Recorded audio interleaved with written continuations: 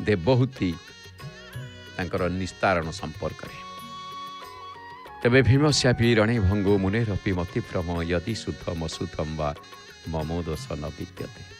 ଆସନ୍ତୁ ଶ୍ରୀମଦ ଭାଗବତଙ୍କର ସାର କଥାକୁ ଏଇଠି ସାଙ୍ଗ କରିବା। ଆଜି ବିଷୟବସ୍ତୁ ଆଡ଼କୁ ଆଗକୁ ଯିବା, କିନ୍ତୁ ତା ପୂର୍ବରୁ ଆପଣମାନେ ଦର୍ଶନ କରୁଛନ୍ତି ମହାପ୍ରଭୁ ଶ୍ରୀ ଜଗନ୍ନାଥଙ୍କର ବଡ଼ ଦେଉଳ। ସନ୍ଧ୍ୟା ସମୟ, ଲାଲ ଲାଲ ଲାଲ ବର୍ଣ୍ଣ ଧାରଣ ଅସ୍ତଗାମୀ ସୂର୍ଯ୍ୟ ଯାଇଛନ୍ତି, ଅସ୍ତାଚଳକୁ ଯାଇଛନ୍ତି। ରଜନୀ ରାଣୀଙ୍କର ଆବେଗ ହୋଇଛି ଯେତେବେଳେ ସନ୍ଧ୍ୟା ସମୟ, ଏ ସନ୍ଧ୍ୟା ସମୟରେ ଦିବସର ଅବସାନ, ରାତ୍ରିର ଆଗମନ, ସନ୍ଧି ସମୟ। ଆଉ ଏ ସମୟରେ ମହାପ୍ରଭୁ ପତିତ ପାବନଙ୍କ ଶ୍ରୀମୁଖ ଦର୍ଶନ ଏବଂ ବଡ଼ ଦେଉଳର ଦର୍ଶନ, ଭକ୍ତମାନଙ୍କୁ ପୁଣି ମହାପ୍ରସାଦ ବୋଝର ଦର୍ଶନ। ଆମେ ମହାପ୍ରସାଦ ବି ଦର୍ଶନ ମିଳିଗଲା। ଭାବିଲେ ଖାଲି ବୋଝ, କାହିଁକିନା ଟିକେ ଚାଲିଟା ଜୋର ଅଛି ନା, ହାଲକା ଭାର ହାଲକା ଅଛି, ଭାରି ବେଶୀ ନାହିଁ। ଚାଲି ମାନେ ବୋଝ ପରଖିବ ଚାଲିରୁ, ଭାର କେତେ ଅଛି, ବୋଝରେ କେତେ ମାଲ ଅଛି, କୁଣିଆ ବ୍ୟାଗ କେମିତି ଧରିକି ଆସିଛନ୍ତି ତାଙ୍କ ଚାଲିରୁ ଜାଣିବ ବେଗରେ କେତେ ଓଜନ ଅଛି। ଆଚ୍ଛା ହଉ, ତେବେ ଆସନ୍ତୁ। ୟତ୍ପାଦଂ ଧ୍ରୁବନାରଦାଦି ମୁନିର୍ଭିନକ୍ଷାଲୟିତୁ ଶକ୍ୟତେ ତତ୍ପାଦୌ ବଲିରାଜନେନ ଚକ୍ଷାଳିତୌ ଧନ୍ୟଂ ସୁକୃତଂ ତତଃ ଦତ୍ତ୍ୱା ପଦାସनं চ হরিপদ কমলে নিরদানং চকার স্বস্তি ইত্যুক্তে দ্বিজবরবদনে দুন্দুভির্নাদ খেভূত ধ্রুব আদি নারদ মুনি জন যে পাদ ধৌতে নুহে ভাজন সে পাদ ধୋଇ বଳି নৃপবর ধন্য সুকৃত অটই তাহার ସେ ପାଦ ଧୋଇ ବଳି ନୃପବର ଧନ୍ୟ ସୁକୃତ ଅଟଇ ତାହାର ସେ ପୟର ଧୋଇ ବଳି ନୃପବର ଆନନ୍ଦ ହୋଇ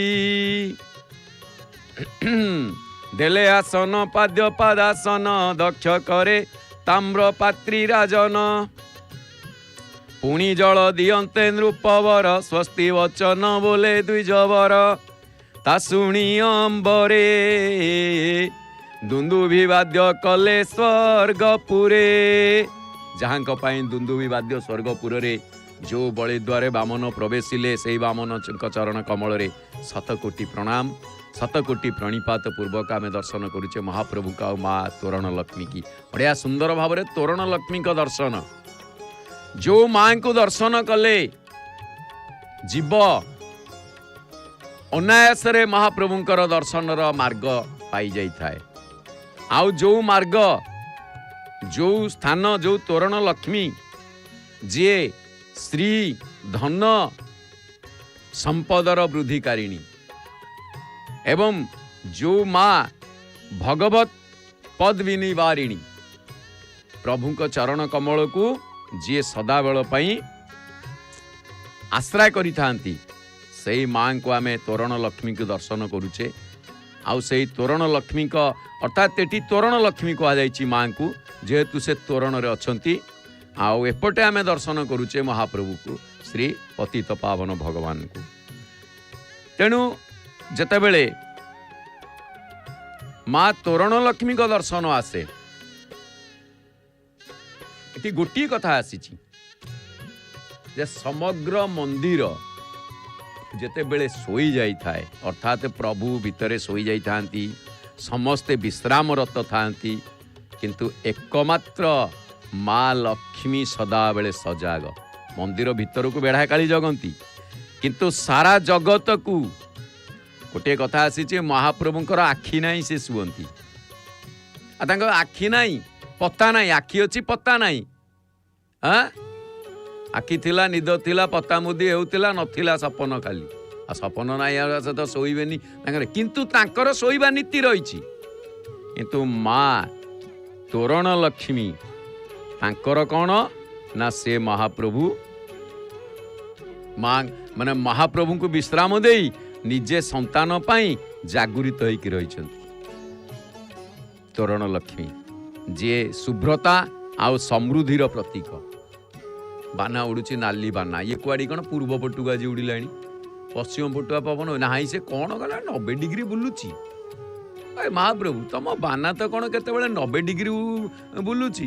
କ'ଣ କୁଆଡ଼େ କ'ଣ ଯାଉଛି ସେ ବାନାର ତମର ହିସାବ କି? ତମର ତ ହିସାବ ନାହିଁ, ଆଉ ତମ ବାନାର କ'ଣ ହିସାବ ରହିବ? ସତ କଥା, ଆଉ ମହାପ୍ରଭୁଙ୍କର କ'ଣ ହିସାବ ଅଛି? ତାଙ୍କ କଥା କିଏ ବୁଝିବ?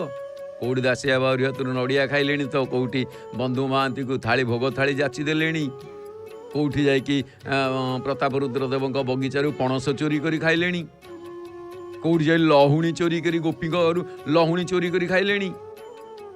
ଶ୍ରୀଦାମ କହିଲା ଆରେ ତୁ କ'ଣ ଏଡ଼େ ତାକୁ ପୁଣି ଜବରଦସ୍ତି କହିକିରି ଆରେ ତୁ କ'ଣ ଏତେ ଦୁର୍ବଳିଆଟିଏ ହେଇଛୁ, କ'ଣ ଘଟଣା କ'ଣ? ନା କ'ଣ କରିବି, ତୁ ସିନା ରଜାଘର ପିଲା ବୋଲି କ୍ଷୀର ଦହି ଛେନା ସର ସବୁ ଖାଇକି ମୋଟା ସୋଟା ହେଇଛୁ, ଆଉ ଆମର କ'ଣ ଅଛି? ନା କ'ଣ ତମର ଗାଈ ନାହିଁ? ନା ଅଛି, ଆମର ଯାଉଛି ବିକ୍ରି ହେବାକୁ। ନା କେଉଁଠି ଯାଉଛି? ନା ଆମର ପରା ଯାଉଛି କଂସ ରାଜା କଂସପୁରକୁ ମଥୁରାପୁରକୁ ବିକ୍ରି ହେବାକୁ। ନା ଆଚ୍ଛା ଏମିତି କଥା, ତୁ ଖାଇବୁ ଆସେ ମୁଁ ଖାଉଛି। ନା ନାଇଁ ନାଇଁ ତୁ ତମ ଘରୁ ଆଣିବୁ ଚୋରିକିରି ଆଣିବା, ନା ତମ ଘରୁ ତୁ ତାହେଲେ ଚୋରି କରିବୁ, ନା ଆଉ କ'ଣ କରିବା, ତୁ ଖାଇବୁ। ନା ନାଇଁ ନାଇଁ ତୁ ଚୋରି କଲେ ମୁଁ ମାଡ଼ ଖାଇବୁ, ମୋତେ ଭଲ ଲାଗିବନି। ନାରେ ଆମ ଘରୁ କାହିଁ ଚୋରି କରିବେ କି, ଆମ ଘରୁ ଚୋରି କରିବାନି।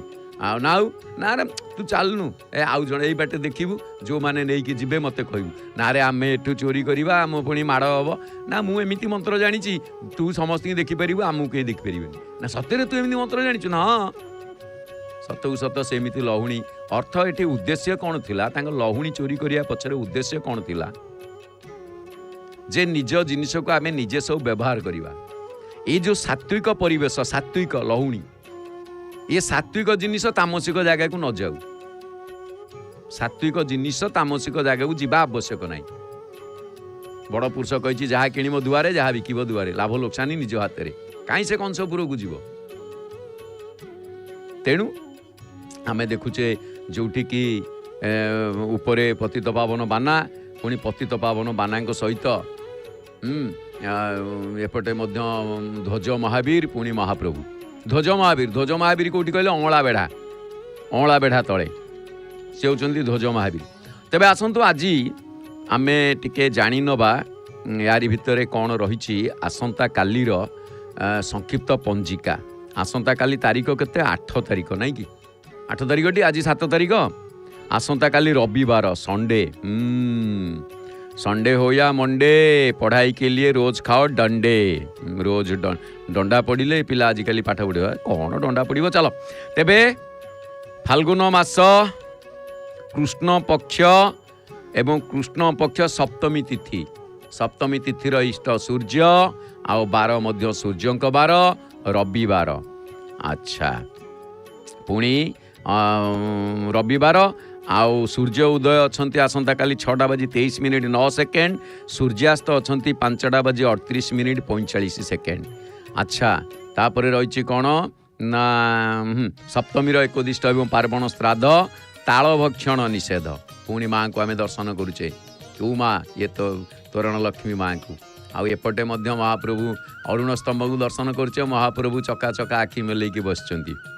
अच्छा तेबे आसंतु शुभ बेला कौन रही जानिबा। आसंता कालीर शुभ बेला सकाळ सूर्य उदय ठारू नहीं, सूर्य उदय ठारू नहीं 7:08 ठारू 10:20 पर्यंत शुभ बेला। भल कि लिखि रखंतु।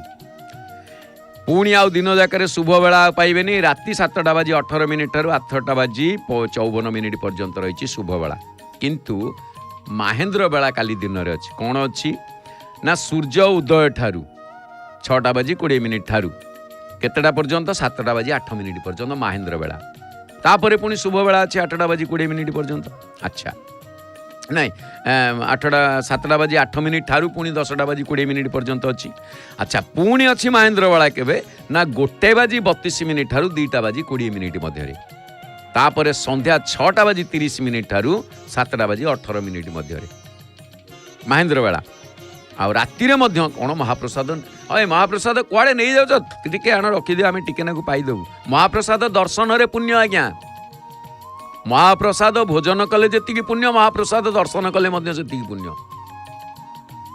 बुझुं तो देखुं अरुण स्तंभ भक्त माने मुंडिया मारुंच। अच्छा तापर कौन अच्छी केतेबेले महेंद्र बेला अच्छी राति 12:06 ठारू 3:18 पर्यंत। ये तो थिला शुभ बेला महेंद्र बेला। आसंतु जानिबा 12टी जाक राशिकर संक्षिप्त राशिफल कौन रही। बरादी अबड़ा दौड़िला। ओहो से टिके चाहिए जाउछंती देखी। कौन रही शुभ माने राशिफल राशिचक्रर प्रथम राशि मेष राशि आमोद प्रमोद दिनटी अतिवाहित हेब। वृष राशि व्यक्तिविशेष मानकर बंधुहानिर जोग अच्छी। अच्छा मिथुन राशि टिके चिंताग्रस्त देखादेवे। कर्कट राशि वाद विवाद रे छंदी हो पारती। सिंह राशि कार्य सफलतार यथेष्ट संभावना रही। कन्या राशि उद्वेगता देखादेवे। तुला राशि व्यक्तिविशेष मानकर श्रीचंद्र। बिछा राशि गतिरोध हो पारे गतिरोधर सामना करने को पड़ पारे। धनु राशि द्रव्य लाभर जोग